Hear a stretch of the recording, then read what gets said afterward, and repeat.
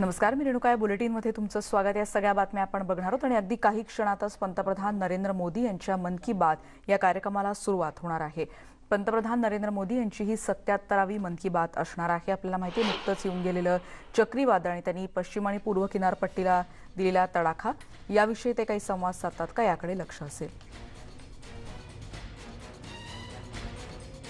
भारत ने अनेक प्राकृतिक आपदाओं का भी डटकर मुकाबला किया है. इस दौरान साइक्लोन अम्फान आया, साइक्लोन निसर्ग आया, अनेक राज्यों में बाढ़ आई, छोटे बड़े अनेक भूकंप आए, भूस्खलन हुए. अभी अभी पिछले 10 दिनों में ही देश ने फिर 2 बड़े साइक्लोन्स का सामना किया. पश्चिमी तट पर साइक्लोन ताउते और पूर्वी कोस्ट पर साइक्लोन यास. इन दोनों चक्रवातों ने कई राज्यों को प्रभावित किया है. देश और देश की जनता इनसे पूरी ताकत से लड़ी और कम से कम जानहानि सुनिश्चित की. हम अब ये अनुभव करते हैं कि पहले के वर्षों की तुलना में ज्यादा से ज्यादा लोगों की जान बचा पा रहे हैं. विपदा के इस कठिन और असाधारण परिस्थिति में साइक्लोन से प्रभावित हुए सभी राज्यों के लोगों ने जिस प्रकार से साहस का परिचय दिया है, इस संकट की घड़ी में बड़े धैर्य के साथ, अनुशासन के साथ मुकाबला किया है, मैं आदरपूर्वक, हृदयपूर्वक सभी नागरिकों की सराहना करना चाहता हूं. जिन लोगों ने आगे बढ़कर राहत और बचाव के कार्य में हिस्सा लिया, ऐसे सभी लोगों की जितनी सराहना करें उतनी कम है. मैं उन सबको सैल्यूट करता हूं. केंद्र, राज्य सरकारें और स्थानीय प्रशासन सभी एक साथ मिलकर इस आपदा का सामना करने में जुटे हुए हैं. मैं उन सभी लोगों के प्रति अपनी संवेदना व्यक्त करता हूं जिन्होंने अपने करीबियों को खोया है. हम सभी इस मुश्किल घड़ी में उन लोगों के साथ मजबूती से खड़े हैं जिन्होंने इस आपदा का नुकसान झेला है. मेरे प्यारे देशवासियों, चुनौती कितनी ही बड़ी हो, भारत का विजय का संकल्प भी हमेशा उतना ही बड़ा रहा है. देश की सामूहिक शक्ति और हमारे सेवाभाव ने देश को हर तूफान से बाहर निकाला है.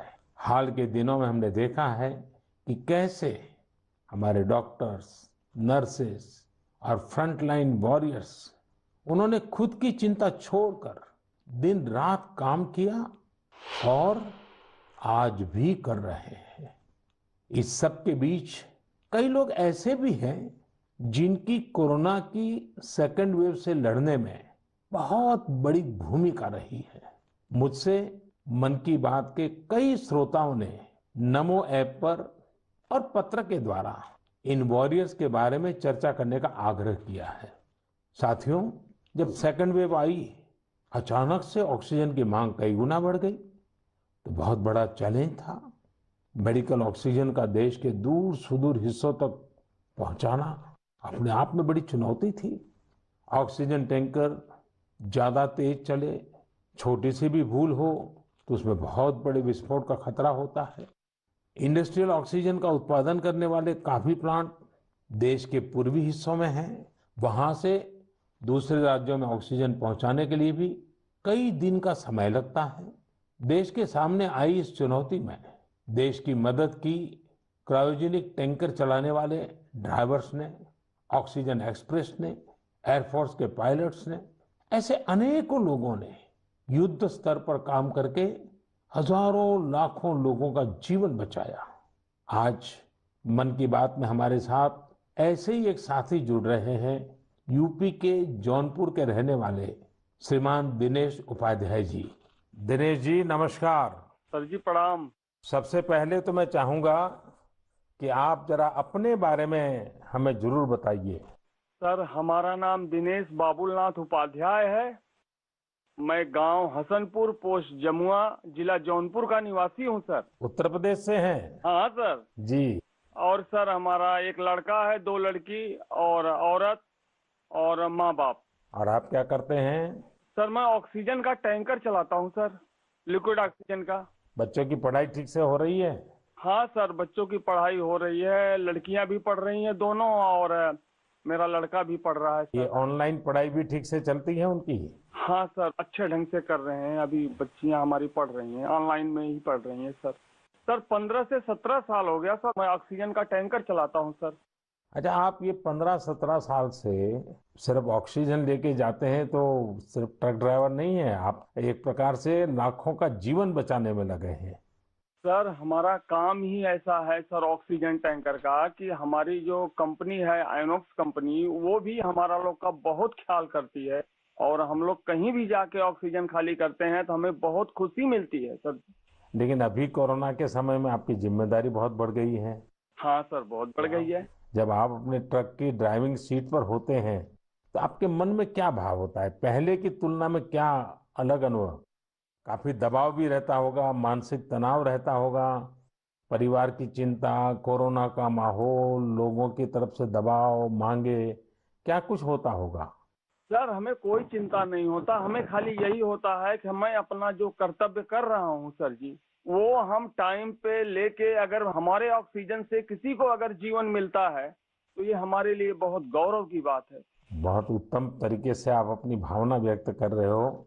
अच्छा, ये बताइए, आज जब इस महामारी के समय लोग आपके काम के महत्व को देख रहे हैं, जो शायद पहले इतना नहीं समझा होगा, अब समझ रहे हैं, तो क्या आपके और आपके काम के प्रति उनके नजरिए में परिवर्तन आया है? हाँ सर जी, अभी पहले हम ऑक्सीजन के ड्राइवर कहीं भी जाम में इधर उधर फंसे रहते थे, लेकिन आज के डेट में प्रशासन ने भी हमारा लोग का बहुत हेल्प किया, और जहाँ भी हम जाते हैं, हम भी, हमारे अंदर से एक जिज्ञासा आती है, हम कितने जल्दी पहुंच के लोगों की जान बचाएं सर।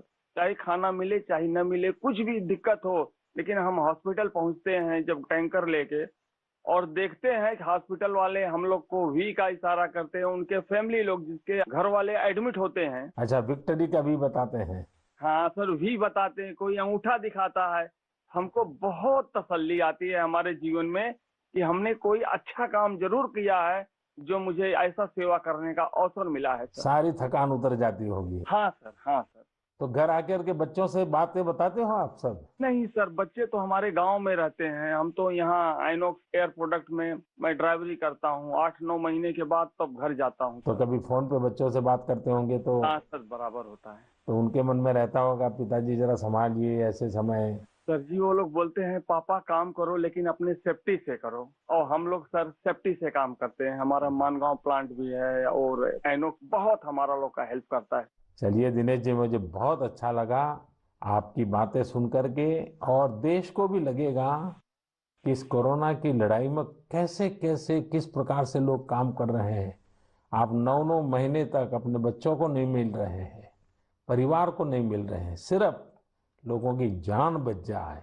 जब ये देश सुनेगा ना, देश को गर्व होगा कि लड़ाई हम जीतेंगे, क्योंकि दिनेश उपाध्याय जैसे लाखों लाखों ऐसे लोग हैं जो जी जान से जुटे हुए हैं। सर जी हम लोग कोरोना को किसी ना किसी दिन जरूर हराएंगे सर जी। चलिए दिनेश जी, आपकी ये भावना, यही तो देश की ताकत है। बहुत बहुत धन्यवाद दिनेश जी, और आपके बच्चों को मेरे आशीर्वाद कहिएगा। ठीक है, प्रणाम। धन्यवाद। प्रणाम। धन्यवाद। साथियों, जैसा कि दिनेश जी बता रहे थे, वाकई जब एक टैंकर ड्राइवर ऑक्सीजन लेकर अस्पताल पहुंचते हैं तो ईश्वर के भेजे गए दूत ही लगते हैं। हम समझ सकते हैं कि ये काम कितनी जिम्मेदारी का होता है और इसमें कितना मानसिक दबाव भी होता है।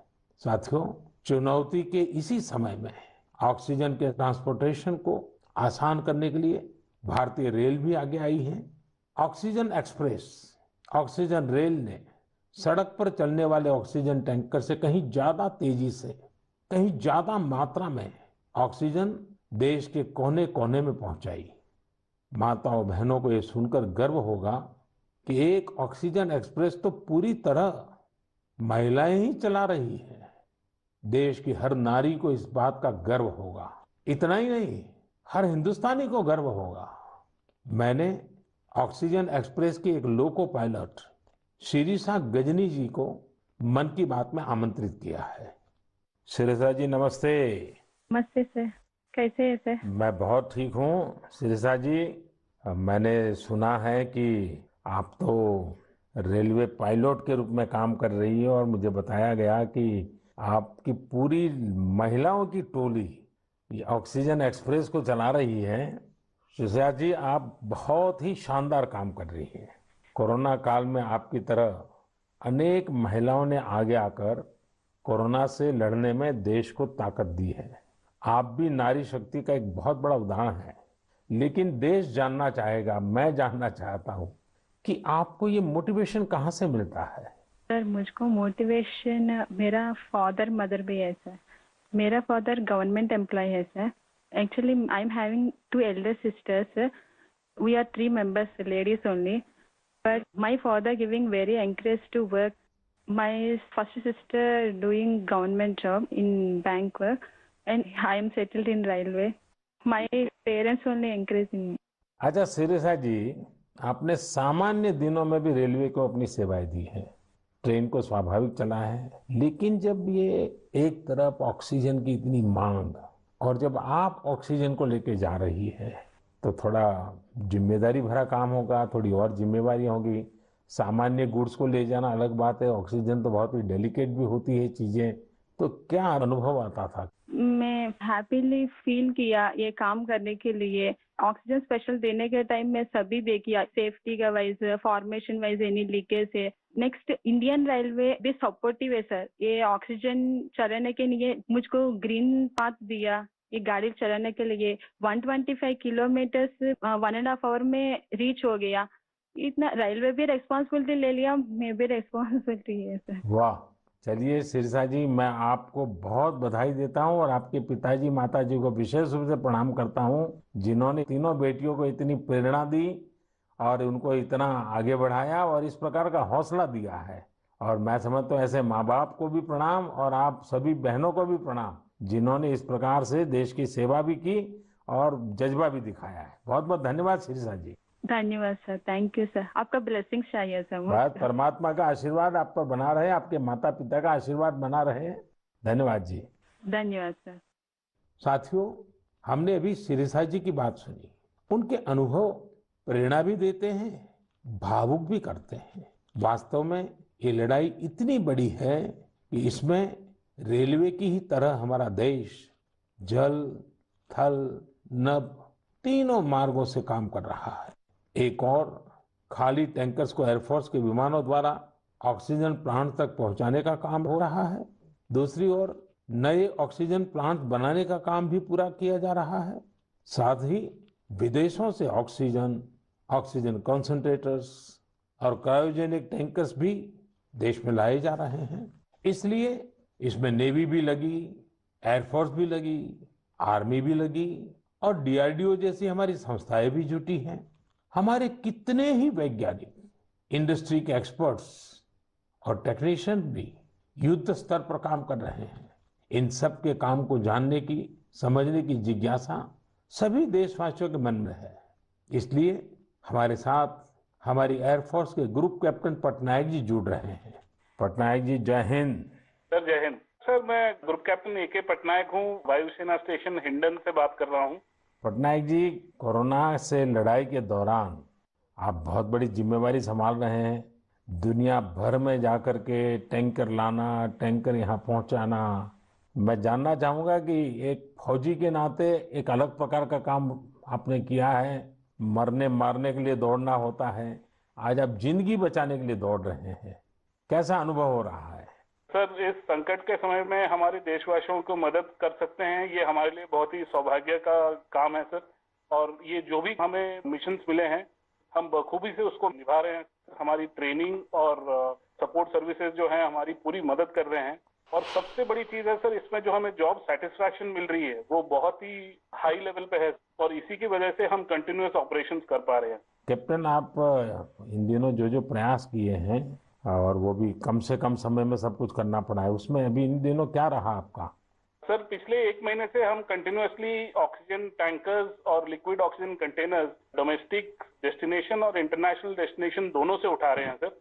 करीब 1600 सॉर्टी से ज्यादा एयरफोर्स कर चुकी है और 3000 से ज्यादा घंटे हम उड़ चुके हैं। करीब 160 इंटरनेशनल मिशन कर चुके हैं। इस वजह से हम हर जगह से ऑक्सीजन टैंकर्स, जो पहले अगर डोमेस्टिक में 2 से 3 दिन लगते थे, हम उसको 2 से 3 घंटे में एक जगह से दूसरी जगह पहुंचा सकते हैं सर। और इंटरनेशनल मिशन में भी with in 24 hours continuous round the clock operation करके पूरी एयरफोर्स इसमें लगी हुई है कि जितनी जल्दी हो सके हम जितने ज्यादा टैंकर ला सकें और देश की मदद कर सके सर। कैप्टन, आपको इंटरनेशनल में अभी कहाँ कहाँ दौड़ भागना पड़ा?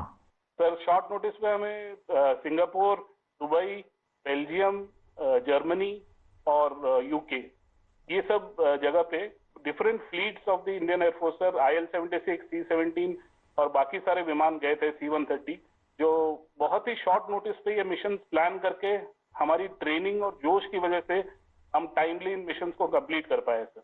देखिए, इस बार देश गर्व अनुभव करता है कि जल हो, थल हो, नभ हो, हमारे सारे जवान इस कोरोना के खिलाफ लड़ाई में लगे हैं और कैप्टन आपने भी बहुत बड़ी जिम्मेवारी निभाई है, तो मैं आपको भी बहुत बधाई देता हूं।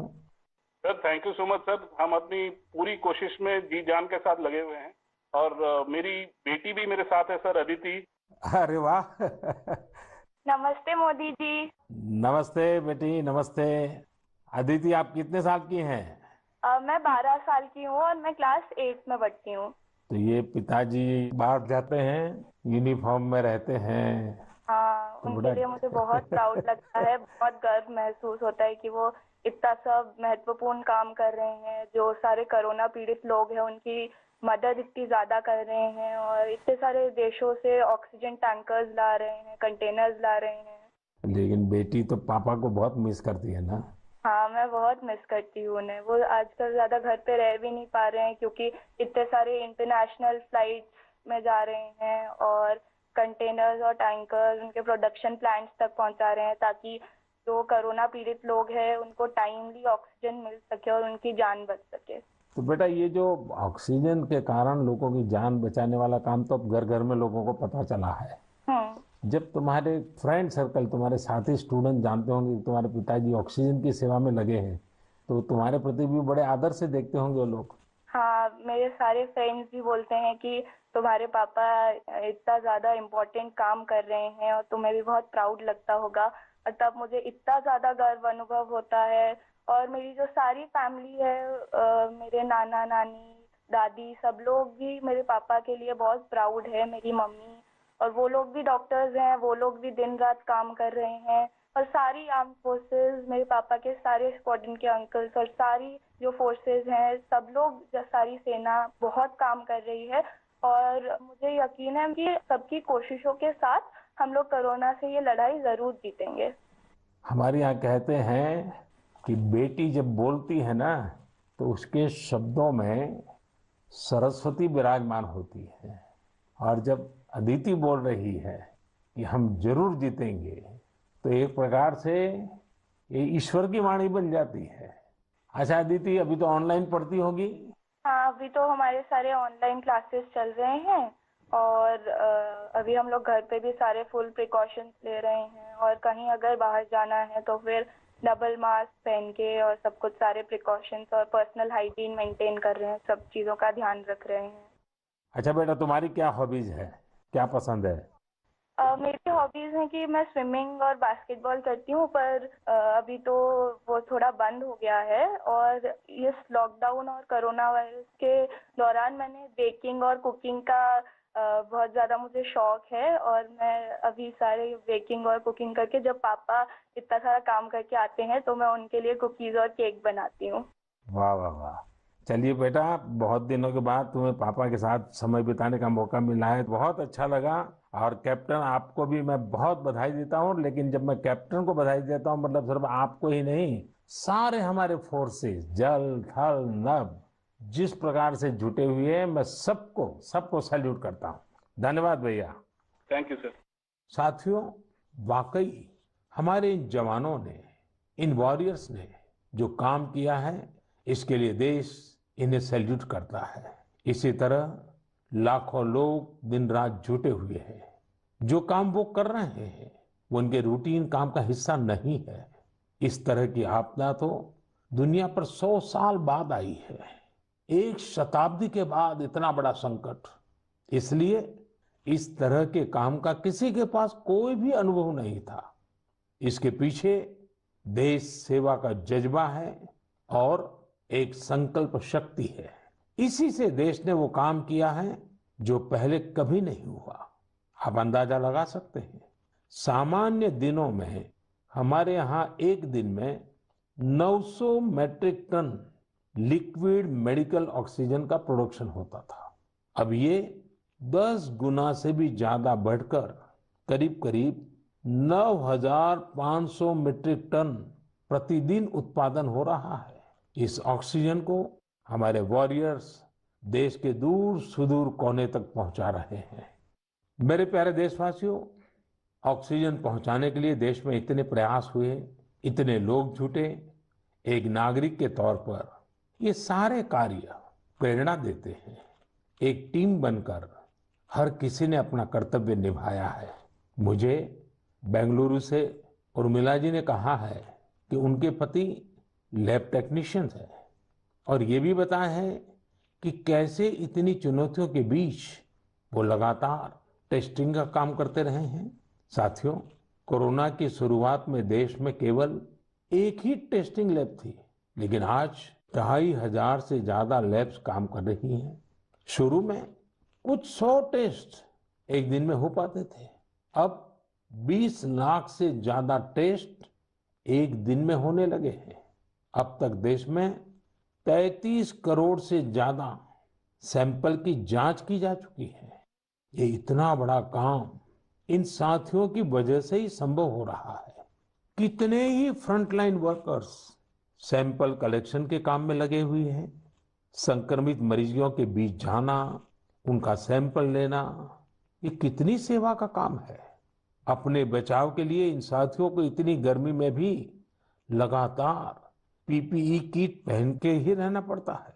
इसके बाद ये सैंपल लैब में पहुंचता है। इसलिए जब मैं आप सबके सुझाव और सवाल पढ़ रहा था तो मैंने तय किया कि हमारे इन साथियों की भी चर्चा जरूर होनी चाहिए। इनके अनुभवों से हमें भी बहुत कुछ जानने को मिलेगा। तो आइए दिल्ली में एक लैब टेक्नीशियन के तौर पर काम करने वाले हमारे साथी प्रकाश कांडपाल जी से बात करते हैं। प्रकाश जी नमस्कार। नमस्कार आदरणीय प्रधानमंत्री जी। प्रकाश जी, सबसे पहले तो आप मन की बात के हमारे सभी श्रोताओं को अपने बारे में बताइए। आप कितने समय से ये काम कर रहे हैं और कोरोना के समय आपका क्या अनुभव रहा है? क्योंकि देश के लोगों को इस प्रकार से न टीवी पर दिखते हैं, न अखबार में दिखते हैं, फिर भी एक ऋषि की तरह लैब में रह करके काम कर रहे हैं। तो मैं चाहूंगा कि आप जब बताएंगे तो देशवासियों को भी जानकारी मिलेगी कि देश में काम कैसे हो रहा है। सर, मैं दिल्ली सरकार के स्वास्थ्य संस्थान institute of liver and biliary sciences नाम के हॉस्पिटल में पिछले 10 वर्षों से लैब टेक्नीशियन के रूप में कार्यरत हूँ। मेरा स्वास्थ्य क्षेत्र का अनुभव 22 वर्षों का है। आईएलबीएस से पहले भी मैं दिल्ली के Apollo hospital, Rajiv Gandhi cancer hospital, Rotary blood bank जैसे प्रतिष्ठित संस्थान में काम कर चुका हूँ। सर, यद्यपि सभी जगह मैंने रक्त कोष विभाग में अपनी सेवाएं दी, परंतु पिछले वर्ष 1 अप्रैल 2020 से मैं आईएलबीएस के वायरोलॉजी डिपार्टमेंट के अधीनस्थ कोविड टेस्टिंग लैब में कार्य कर रहा हूँ। निस्संदेह कोविड महामारी में स्वास्थ्य एवं स्वास्थ्य से संबंधित सभी साधन संसाधनों पर अत्यधिक दबाव पड़ा, पर मैं इस संघर्ष के दौर को निजी तौर पर इसमें ऐसा अवसर मानता हूँ जब राष्ट्र, मानवता, समाज हमसे अधिक उत्तरदायित्व, सहयोग, हमसे अधिक सामर्थ्य और हमसे अधिक क्षमता के प्रदर्शन की अपेक्षा करता है और आशा करता है। और सर, जब हम राष्ट्र के, मानवता के, समाज की अपेक्षा के और आशा के अनुरूप अपने स्तर पर, जो कि एक बूंद के बराबर है, हम उस पर काम करते हैं, खरा उतरते हैं, तो एक गौरव की अनुभूति होती है। कभी जब हमारे घर वाले भी आशंकित होते हैं या थोड़ा उन्हें भय लगता है, तो ऐसे अवसर पे उनको स्मरण कराता हूँ कि हमारे देश के जवान, जो कि सदैव ही परिवार से दूर सीमाओं पर विषम और असामान्य परिस्थितियों में देश की रक्षा कर रहे हैं, उनकी तुलना में तो हमारा जोखिम जो है कम है, बहुत कम है। तो वो भी इस चीज को समझते हैं और मेरे साथ में एक तरह से वो भी सहयोग करते हैं और वो भी इस आपदा में समान रूप से जो भी सहयोग है उसमें अपनी सहभागिता निभाते हैं। प्रकाश जी, एक तरफ सरकार सबको कह रही है कि दूरी रखो, दूरी रखो, कोरोना में एक दूसरे से दूर रहो, और आपको तो सामने से होकर के कोरोना के जीवाणुओं के बीच में रहना ही पड़ता है, सामने से जाना पड़ता है। तो ये अपने आप में एक जिंदगी को संकट में डालने वाला मामला रहता है, तो परिवार को चिंता होना बहुत स्वाभाविक है। लेकिन फिर भी ये लैब टेक्नीशियन का काम सामान्य संजोगों में एक है और ऐसी पेंडेमिक स्थिति में दूसरा है, और वो आप कर रहे हैं तो काम के घंटे भी बहुत बढ़ गए होंगे, रात रात लैब में निकालना पड़ता होगा, क्योंकि इतना करोड़ों लोगों का टेस्टिंग हो रहा है तो बोझ भी बड़ा होगा। लेकिन अपनी सुरक्षा के लिए भी तो सावधानी रखते हैं कि नहीं रखते हैं? बिल्कुल रखते हैं सर। हमारे ILBS की जो लैब है वो WHO से मान्यता प्राप्त है, तो जो सारे प्रोटोकॉल हैं वो इंटरनेशनल स्टैंडर्ड के हैं। हम त्रिस्तरीय जो हमारी पोशाक है उसमें हम जाते हैं लैब में और उसी में हम काम करते हैं, और उसका पूरा डिस्कार्डिंग का, लेबलिंग का और उनको टेस्टिंग का एक पूरा प्रोटोकॉल है, तो उस प्रोटोकॉल के तहत काम करते हैं। तो सर ये भी ईश्वर की कृपा है कि मेरा परिवार और मेरे जानने वाले अधिकतर जो अभी तक इस संक्रमण से बचे हुए हैं। तो एक चीज है कि अगर आप सावधानी रखते हैं और संयम बरतते हैं तो आप थोड़ा बहुत इससे बचे रह सकते हैं। प्रकाश जी, आप जैसे हजारों लोग पिछले 1 साल से लैब में बैठे हैं और इतनी जहमत कर रहे हैं, इतने लोगों को बचाने का काम कर रहे हैं, जो देश आज जान रहा है। लेकिन प्रकाश जी, मैं आपके माध्यम से आपकी बिरादरी के सभी साथियों को हृदयपूर्वक धन्यवाद करता हूं, देशवासियों की तरफ से धन्यवाद करता हूं, और आप स्वस्थ रहिए, आपका परिवार स्वस्थ रहे, मेरी बहुत शुभकामनाएं हैं। धन्यवाद प्रधानमंत्री जी, मैं आपका बहुत बहुत आभारी हूँ कि आपने मुझे अवसर प्रदान किया। धन्यवाद भैया। साथियों, एक प्रकार से बात तो मैंने भाई प्रकाश जी से की है, लेकिन उनकी बातों में हजारों लैब टेक्नीशियंस की सेवा की सुगंध हम तक पहुंच रही है। इन बातों में हजारों लाखों लोगों का सेवा भाव तो दिखता ही है। हम सभी को अपने जिम्मेदारी का भी बोध होता है। जितनी मेहनत और लगन से भाई प्रकाश जी जैसे हमारे साथी काम कर रहे हैं, उतनी ही निष्ठा से उनका सहयोग कोरोना को हराने में बहुत मदद करेगा। मेरे प्यारे देशवासियों, अभी हम हमारे कोरोना वॉरियर्स की चर्चा कर रहे थे। पिछले 1.5 सालों में हमने उनका खूब समर्पण और परिश्रम देखा है, लेकिन इस लड़ाई में बहुत बड़ी भूमिका देश के कई क्षेत्रों के अनेक वॉरियर्स की भी है। आप सोचिए, हमारे देश पर इतना बड़ा संकट आया, इसका असर देश की हर एक व्यवस्था पर पड़ा। कृषि व्यवस्था ने खुद को इस हमले से काफी हद तक सुरक्षित रखा। सुरक्षित ही नहीं रखा, बल्कि प्रगति भी की, आगे भी बढ़ी। क्या आपको पता है कि इस महामारी में भी हमारे किसानों ने रिकॉर्ड उत्पादन किया है? किसानों ने रिकॉर्ड उत्पादन किया तो इस बार देश ने रिकॉर्ड फसल खरीदी भी की है। इस बार कई जगहों पर तो सरसों के लिए किसानों को MSP से भी ज्यादा भाव मिला है। रिकॉर्ड खाद्यान्न उत्पादन की वजह से ही हमारा देश हर देशवासी को संबल प्रदान कर पा रहा है। आज इस संकट काल में 80 करोड़ गरीबों को मुफ्त राशन उपलब्ध कराया जा रहा है, ताकि गरीब के घर में भी कभी ऐसा दिन न आए जब चूल्हा न जले। साथियों, आज हमारे देश के किसान कई क्षेत्रों में नई व्यवस्थाओं का लाभ उठाकर कमाल कर रहे हैं। जैसे कि अगरतला के किसानों को ही लीजिए। ये किसान बहुत अच्छे कटहल की पैदावार करते हैं।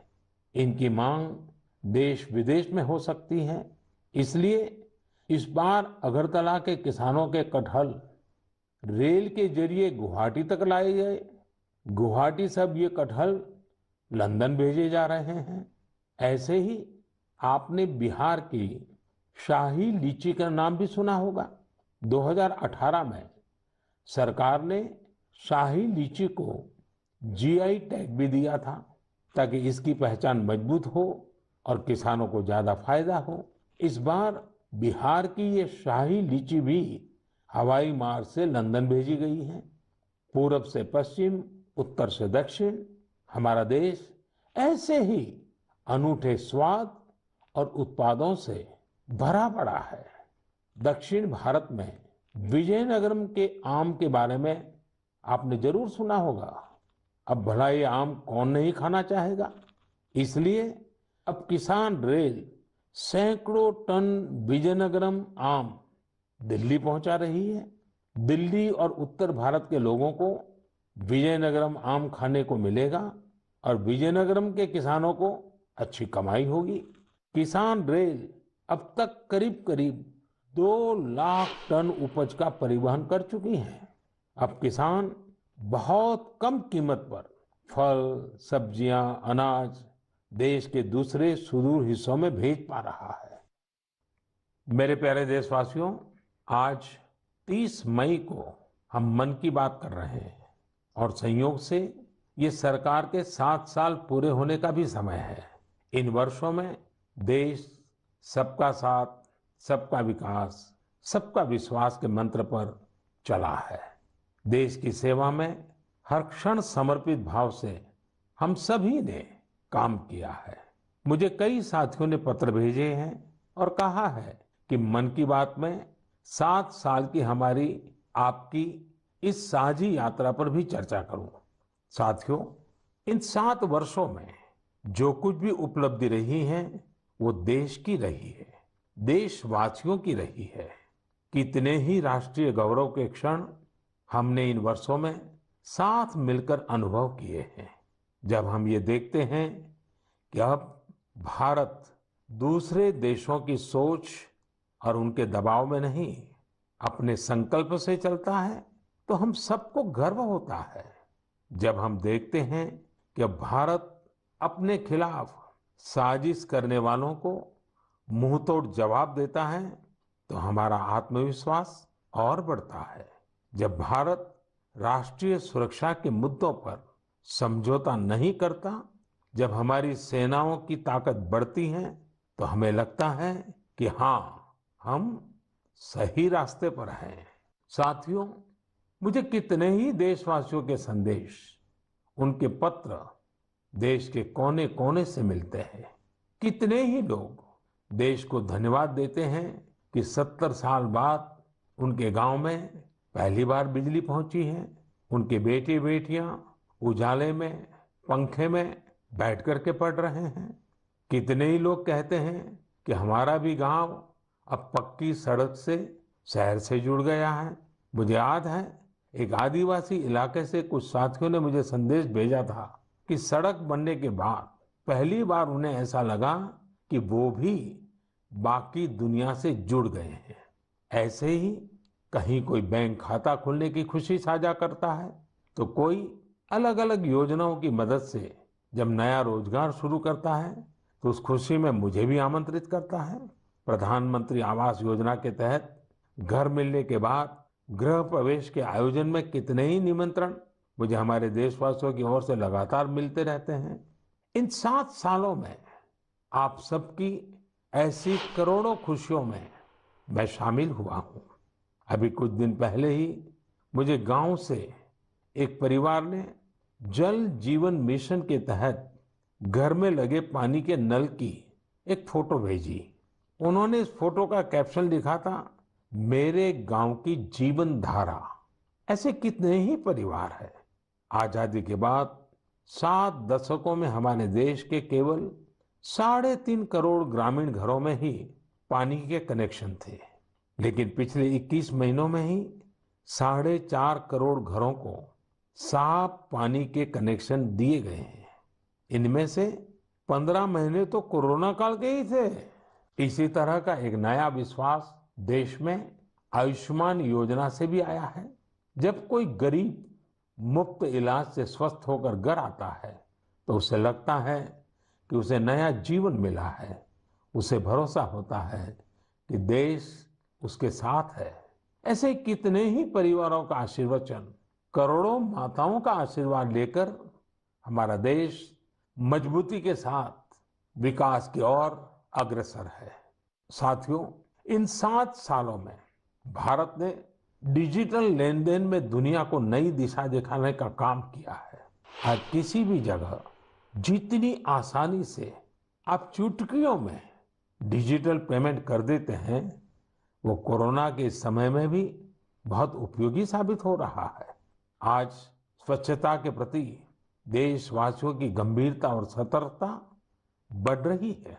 हम रिकॉर्ड सैटेलाइट भी प्रक्षेपित कर रहे हैं और रिकॉर्ड सड़कें भी बना रहे हैं।